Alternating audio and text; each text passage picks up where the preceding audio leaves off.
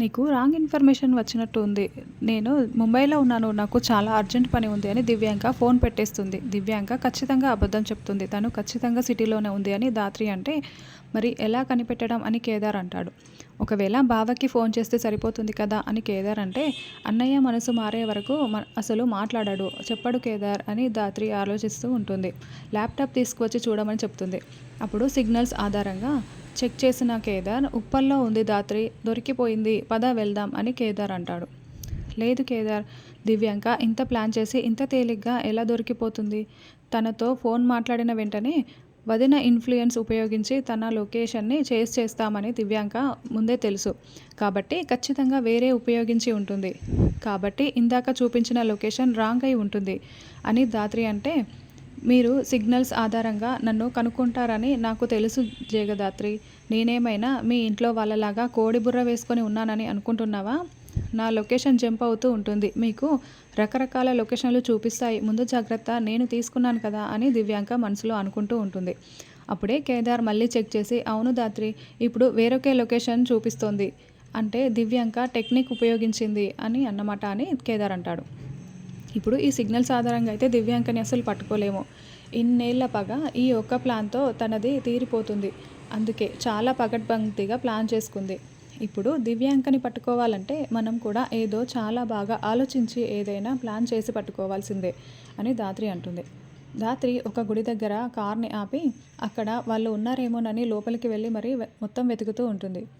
నాకు ఒక ఐడియా వచ్చింది అని ధాత్రి అనగానే, ఏంటో చెప్పు ధాత్రి అని కేదార్ అంటాడు. సిటీలో పెద్ద క్రైమ్ జరిగినప్పుడు సురేష్ అన్నయ్య దగ్గర పనిచేస్తున్న ఇన్ఫార్మర్ కేవలం సురేష్ అన్నయ్యకి మాత్రమే ఆ ఇన్ఫర్మేషన్ ఇవ్వాలనుకుంటాడు. అప్పుడు సురేష్ అన్నయ్య ఎక్కడ ఉన్నాడో ఆ ఇన్ఫార్మర్కి తెలిసిపోతుంది కదా అని ధాత్రి అంటే, సూపర్ ధాత్రి, వెంటనే అమలు చేద్దాము అని కేదార్ అంటాడు. కానీ మేడం, సిటీలో అంత పెద్ద క్రైమ్ ఇప్పుడు ఎక్కడ జరుగుతోంది అని రమ్య అడగడంతో, మనమే సృష్టిద్దాము, నాకు ఒక సెటప్ కావాలి అని ధాత్రి ఏదేదో చెప్తూ ఉంటుంది. ఇప్పుడే అరేంజ్ చేస్తానని రమ్య వెళ్తుంది. అప్పుడే రాజు అనే అతను ఇంకొక అతన్ని కత్తితో పొడి చేసినట్లు, అతడి ప్రాణాలు పోయినట్లు కేదార్ మొబైల్లో మొత్తం వీడియో తీస్తాడు. షూట్ చాలా బాగా వచ్చింది, ఓకే ఓకే అని వీడియోని చెక్ చేసుకున్న ధాత్రి క్లాప్స్ కొడుతూ ఉంటుంది. రమ్య వెంటనే దీనిని ఎడిటింగ్ చేసి నా చేతికి ఇవ్వు అని ధాత్రి చెప్తుంది. తర్వాత, రా సురేష్, గుడి వచ్చింది, దిగు సురేష్, రా లోపలికి వెళ్దాం అని దివ్యాంక పిలుస్తూ ఉంటే, చూడు దివ్యాంక, ఇదంతా కౌశికికి తెలిసిందంటే చాలా బాధపడుతుంది. నాకు చాలా భయమేస్తోంది. కౌశికి ఏం చేయడానికైనా వెనకాడదు. నేను చెప్పేది విను, ఇప్పుడు ఈ పెళ్ళి వద్దు అని సురేష్ చెప్తూ ఉంటే, ఏంటి సురేష్ నువ్వు ఇలా మాట్లాడుతున్నావు? మన కోసం మనం సంతోషంగా ఉండటం కోసం, నా కడుపులో ఉన్న బిడ్డ కోసం మన పెళ్ళి చేసుకోవాల్సిందే. ఒక్కసారి అటు చూడు, అక్కడ కెమెరామెన్లు షూటింగ్ చేయడానికి అందరూ ఎంత రెడీగా ఉన్నారో. ఒకవేళ కౌశికి ఇక్కడికి వచ్చినా కూడా ఇది ఒక యాడ్ షూట్ అని చెప్పి నేను తప్పించుకుంటాను. కాబట్టి నీకు కూడా ఏ ప్రాబ్లం రాకుండా నేను చూసుకుంటాను. నాపై నమ్మకం ఉంది కదా? నా కడుపులో బిడ్డ ఏమైపోవాలి? రా సురేష్ అని దివ్యాంక మాటలు చెప్తూ ఉంటుంది. దివ్యాంక సురేష్ చెయ్యి వేసి దగ్గరుండి నడిపించుకుని తీసుకుని వెళ్తూ ఉంటుంది. తర్వాత రమ్య వీడియోని ఎడిట్ చేసి ధాత్రి చేతికి ఇస్తుంది. చూడు కేదార్, వెంటనే సురేష్ అన్నయ్యకి కాల్ చేయి అని ధాత్రి చెప్తుంది. వెంటనే కేదార్ అన్నోన్ నెంబర్ నుంచి కాల్ చేస్తూ ఉండడంతో సురేష్ ఫోన్ మోగుతూ ఉంటుంది. ఎవరు సురేష్ ఫోన్ అని దివ్యాంక అడగడంతో, అన్నోన్ నెంబర్ అని సురేష్ చెప్తాడు. అయితే ఎత్తకు, కౌశికి దగ్గర నుంచే ఫోన్ కాల్ వస్తూ ఉంటుంది కాబట్టి ఏం మాట్లాడకు అని దివ్యాంక అంటే, నేను ఒక రిపోర్టర్ని, నువ్వు మర్చిపోకు. నా ఇన్ఫార్మర్స్ అందరూ కూడా అన్నోన్ నెంబర్స్ నుంచే కాల్ చేస్తారు, నీకు తెలియదా? కాబట్టి నేను ఖచ్చితంగా మాట్లాడి తీరాల్సిందే అని సురేష్ అంటే, అయితే స్పీకర్ ఆన్ చేయి అని దివ్యాంక అంటుంది.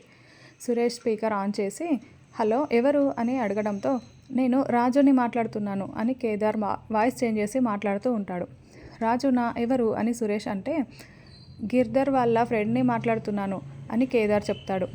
ఓ నువ్వా, ఏంటి చెప్పు అని అనడంతో, ఇందాక మా వీధిలో ఒక మర్డర్ జరిగింది, నేను దానిని వీడియో కూడా తీశాను. కాకపోతే మర్డర్ చేసిన వ్యక్తి ఎవరో తెలుసా? మినిస్టర్ తమ్ముడంట. మీరు ఎక్కడున్నారో చెప్తే నేను ఆ వీడియోని మీకు ఇస్తాను అని కేదార్ అంటాడు.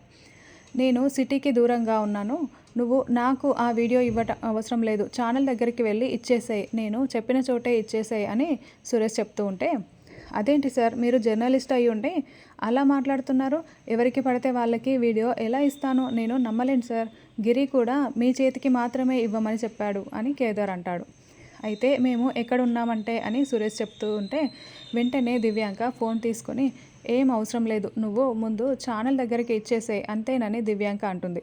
అయితే నేను కౌశికి గారికే ఇస్తాను, నాకు ఆవిడ కూడా చాలా బాగా తెలుసు అని కేదార్ అంటాడు. ఏంటి, కౌశికికి ఇస్తావా? నువ్వేమీ అలా ఇవ్వనవసరం లేదు. సరే, వీడియో ప్రూఫ్ నీ దగ్గర ఉందని చెప్తున్నావు కదా, దాంట్లో ముందుగా ఒక 30 సెకండ్స్ వీడియోని నాకు సెండ్ చేయి అని చెప్పడంతో వెంటనే దాత్రి వాళ్ళు ఆ వీడియోని 30 సెకండ్స్ని మాత్రమే సెండ్ చేస్తూ ఉంటారు. ముఖమేమో సరిగ్గా కనిపించట్లేదు దివ్యాంక, కాకపోతే ఇది ఒరిజినల్ వీడియోనే, హత్య అయితే జరిగింది అని సురేష్ అంటాడు. ఈ వీడియో కౌశికి అస్సలు చేరకూడదు, మనకే చేరాలి అని చెప్పి సరే మేము ఎక్కడ ఉన్నామో అడ్రస్ చెప్తాను, అక్కడికి వచ్చి ఇచ్చేసాయి అని అడ్రస్ని చెప్తూ ఉంటుంది. మనకు పెళ్ళికి పిలుపు వచ్చేసింది దాత్రి అని కేదార్ చెప్తాడు. శంషాబాద్ లొకేషన్ వెంటనే బయలుదేరి వెళ్దామని అనడంతో వెంటనే కౌశికి వదినకి కాల్ చేసి చెప్తాను అని దాత్రి కౌశికి కాల్ చేస్తూ ఉంటుంది. వాళ్ళు ఎక్కడ పెళ్లి చేసుకుంటున్నారో నాకు తెలిసేలా చేయి దేవుడా అని కౌశికి గుడిలో మొక్కుకుంటూ ఉంటుంది. అప్పుడే చెప్పు జగద్దాత్రి అని ఫోన్లో మాట్లాడుతూ ఉంటే వాళ్ళు పెళ్లి ఎక్కడ చేసుకుంటున్నారో లొకేషన్ తెలిసిపోయింది వదిన, శంషాబాద్లో, నేను లొకేషన్ షేర్ చేస్తున్నాను, బయలుదేరి వచ్చేయండి అని చెప్తూ ఉంటుంది. అలాగేనని కౌశికి బయలుదేరి వస్తూ ఉంటుంది. థ్యాంక్ యూ రమ్య అని చెప్పి దాత్రి కేదార్ కూడా బయలుదేరి వస్తూ ఉంటారు. సురేష్ దివ్యాంక ఇద్దరు బెల్లిపీటలపై కూర్చొని ఉంటారు. బాబు ఇదిగో ఈ కంకణం అమ్మాయికి కట్టు అని అంటే సురేష్ పలక్కుండా కౌశికి గురించి ఆలోచిస్తూ ఉంటాడు. సురేష్, పంతులు గారు కంకణం ఇస్తున్నారు కదా, తీసుకో సురేష్ అంటూ కట్టు సురేష్ అని దివ్యాంక దగ్గరుండి కట్టించుకుంటూ ఉంటుంది. తర్వాత నువ్వు కూడా కట్టమ్మా అని చెప్పడంతో సురేష్ మాత్రం బాధపడుతూనే ఉంటాడు. ఏంటమ్మా ఈ పెళ్ళి అబ్బాయికి ఇష్టం లేదా, ఎందుకు ఆయన చాలా ముభావంగా ఉన్నారు, బాధపడుతున్నారు అని పూజారి గారు అడుగుతూ ఉంటే ఎవరూ లేరని ఆయన ఫీల్ అవుతున్నారు, అంతే కదా సురేష్ అని దివ్యాంగ అంటుంది. ప్రేమ వివాహం అని అర్థమవుతుంది, కానీ ఎవరూ లేరని ఫీల్ అవుతున్నారా అని అతను అనుకుంటూ ఉంటాడు. సురేష్, నాకు ఈ పెళ్ళి ఇంత ఇంపార్టెంటో తెలుసు కదా, మన ఇద్దరికి పెళ్ళి కాకుండానే నాకు కడుపు అయిందన్న విషయం బయటపడిందంటే అందరము రోడ్డుపై పడతాము, కౌశికితో సహా, కాబట్టి నీ ఇష్టం అని దివ్యాంక మెల్లగా వార్నింగ్ ఇస్తూ ఉంటుంది. అప్పుడే సురేష్ని తాళి కట్టమని పూజారి గారు ఇవ్వడంతో కౌశికిని తలుచుకుంటూ తాళి కట్టకుండా బాధపడుతూ ఉంటాడు. సురేష్, ముహూర్తం దాటిపోతుంది, కానివ్వు సురేష్, కానీ కట్టి సురేష్ అని దివ్యాంక తొందర పెడుతూ ఉంటుంది. అప్పుడే దాత్రి వాళ్ళు గుడి దగ్గరికి చేరుకొని లోపలికి వస్తూ ఉంటారు. సురేష్ తాళ కట్టిపోతూ ఉంటే ఆగండి అంటూ కౌశికి అరుస్తూ అక్కడికి వస్తుంది. దాంతో సురేష్ షాకింగ్గా చాలా బాధపడుతూ కౌశికి వైపు చూస్తూ ఆగిపోతాడు.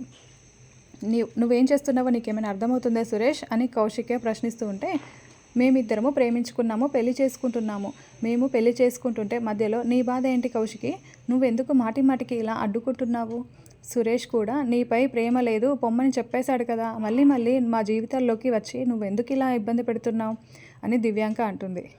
అవన్నీ అన్నయ్య మనసులో మాటలు కాదు అని, నువ్వు చెప్పిన మాటలు అని ఇక్కడ నీతో పాటు ఇక్కడున్న ప్రతి ఒక్కరికి తెలుసు దివ్యాంక, నువ్వు మళ్ళీ మళ్ళీ అవే మాటలు మాట్లాడకు, అన్నయ్య నువ్వేం చేస్తున్నావో అర్థమవుతుందా అని దాత్రి నిలదీస్తూ ఉంటుంది. బావా, లైఫ్లో కొన్ని తప్పులకి క్షమాపణ ఉండదు, అలాంటి తప్పులు నువ్వు చేయకు బావా అని కేదార్ అంటాడు. ముహూర్తం మించిపోతుంది, నువ్వు తాళి కట్టు సురేష్ అని దివ్యాంక అంటుంది.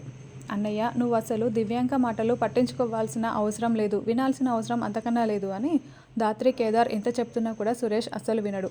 సురేష్ అర్థం చేసుకో అని కౌశికి కూడా చెప్తూ ఉంటుంది. ఇంకోవైపు దివ్యాంక కట్టు సురేష్, తాళి కట్టు, సమయం మించిపోతుంది అని చెప్తూ ఉంటే ఇక సురేష్ తాళి తీసుకొని కట్టడానికి రెడీ అయిపోతూ ఉంటాడు. వెంటనే కౌశికి కారు దగ్గరికి వచ్చి కారులో ఉన్న రివాల్వర్ని పట్టుకొని లోపలికి వస్తూ ఉంటుంది. సురేష్ తాళి కట్టబోతూ ఉంటే ఏయ్ అంటూ కౌశికి దివ్యాంకకి గన్నుని గురి పెట్టడంతో వదిన, గన్నుని దించండి వదిన అని దాత్రి చెప్తే వద్దక్క అని కేదార్ అడ్డుపడుతూ ఉంటాడు. అయినా కూడా కౌశికి రివాల్వర్ని పట్టుకొని ఉండడంతో దివ్యాంక ఒక్కసారిగా భయపడిపోతూ సురేష్ వెనకాల దాక్కొని ఉంటుంది.